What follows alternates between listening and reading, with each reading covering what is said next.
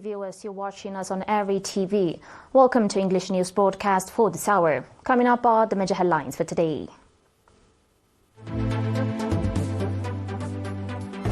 Messages of congratulations still continue. Diaspora nationals celebrated Independence Day anniversary. Tornadoes and storms in U.S. leave 19 people dead. And a fire at India Children's Hospital kills 6 newborn babies.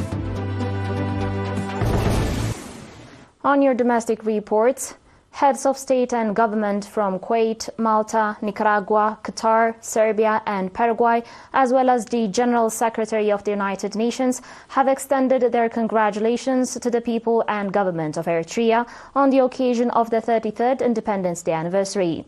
Emir of Kuwait, Sheikh Mishal Al-Ahmed Al-Jaber Al-Sabah, President Miriam Spiteri de Bono of Malta, President Daniel Ortega Saavedra of Nicaragua, Emir of Qatar Sheikh Tamim bin Hamad bin Khalifa Al Thani, President Alexander Vučić of the Republic of Serbia, and President Santiago Peña of the Republic of Paraguay, as well as Mr. Antonio Guterres, Secretary General of the United Nations, expressed their well wishes for good health to President Isaias Afwerki, as well as peace and prosperity for the Eritrean people.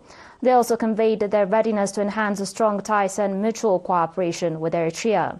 Deputy Emir of Qatar Abdullah bin Hamad bin Khalif Al Thani and Prime Minister and Minister of Foreign Affairs of Qatar Sheikh Mohammed bin Abdulrahman bin Jassim Al Thani also sent messages of congratulations. On your last local report, the 33rd Independence Day anniversary was celebrated with patriotic zeal by nationals in the Scandinavian countries, Austria, Russia, China, Uganda, Zambia, Germany and Switzerland under the theme Peace Anchored on Resilience.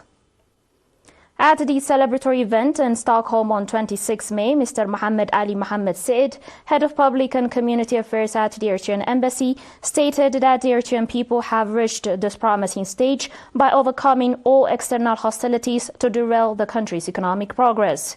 He also called on nationals in the Scandinavian countries to strengthen unity and participation in national affairs. Mr. Alam Taglagirgis, chairman of the Holidays Coordinating Committee, also congratulated the people and government of Eritrea on the occasion and called on nationals to enhance organizational capacity and contribute to national affairs. According to reports, the 33rd Independence Day anniversary was enthusiastically celebrated in over 66 cities across Sweden, Norway, Denmark and Finland. Eritrean Swedish Alexander Isak, a player for Newcastle United Football Club, sent a message of congratulations from Australia in connection with the 33rd Independence Day anniversary.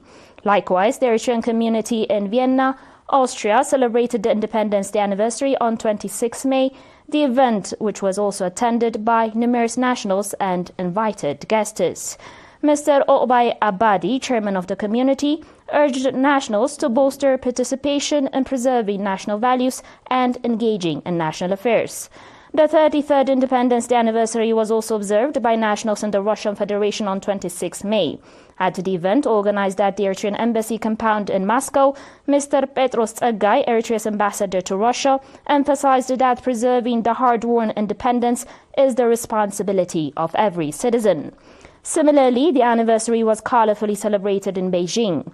Mr. Tsagay Tesfatsion, Eritrea's ambassador to the People's Republic of China, provided a briefing on the profound significance of independence for the Eritrean people. In Kampala, the celebratory event on 23 May was attended by over 2,000 nationals and featured cultural and artistic programs. Mr. Mohammed Suleiman, Eritrea's ambassador to Uganda, noted that the reason for Eritreans to celebrate their Independence Day with patriotic zeal is in recognition of the heavy sacrifices made for it. He also mentioned that this year's Independence Day is special as it marks a promising stage in overcoming all external hostilities aimed at derailing the country's economic progress. Independence anniversary celebrations also took place in Lusaka, Zambia, attended by numerous nationals, senior officials from the government of Zambia, and members of the diplomatic community. Mr. Saleh Umar, Eritrea's ambassador to the Republic of South Africa and Southern African countries, gave a briefing on the deep significance of the day for the Eritrean people. In related news, the 33rd Independence Day anniversary was colorfully celebrated from 18 to 25 May in over 30 German cities, including Frankfurt, Stuttgart, Mannheim, Hamburg, and Nuremberg.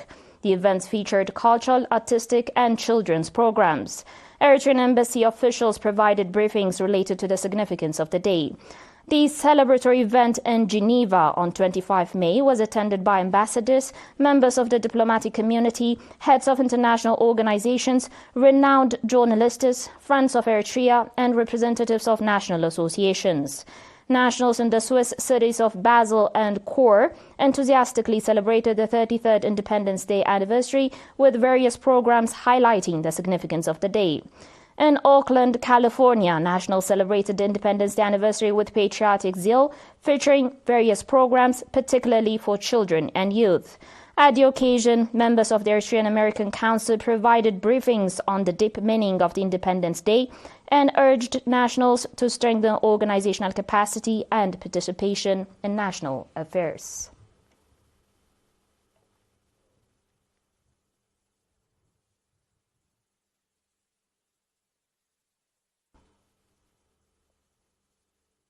Dear viewers, we'll be back with your international reports and more after the short break.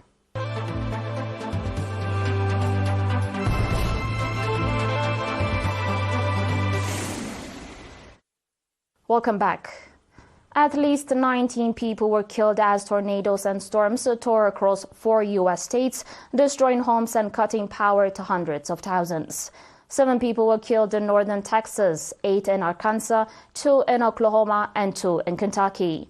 As per reports, more were injured in winds reaching 135 meters per hour. And almost 500,000 people were left without electricity across several states on Sunday. Texas Governor Greg Abbott said more than a third of all counties in his state were now subject to a disaster declaration. Footage from the county showed a patrol station and rest stop almost completely destroyed, with twisted metal littered over damaged vehicles.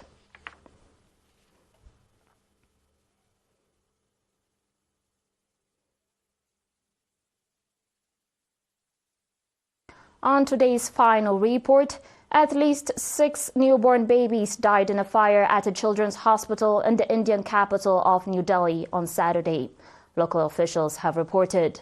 According to further reports, 12 newborns were rescued from the hospital, but 6 died in the fire.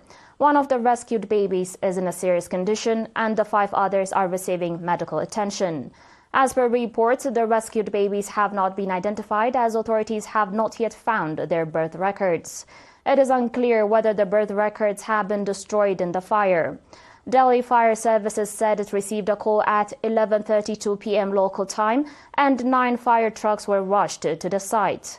The fire, according to Delhi Fire Services, started in a neighboring building. But the exact cause of the fire is yet to be determined.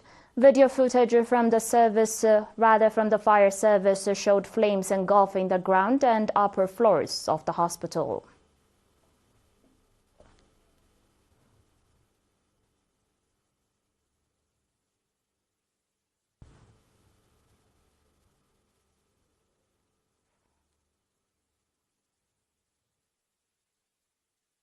That was all with your domestic and international reports, dear viewers. And now a quick recap of the major headlines.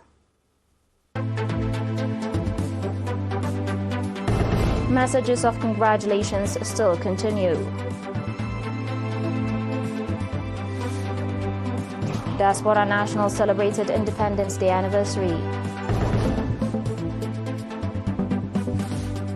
Tornadoes and storms in U.S. leave 19 people dead.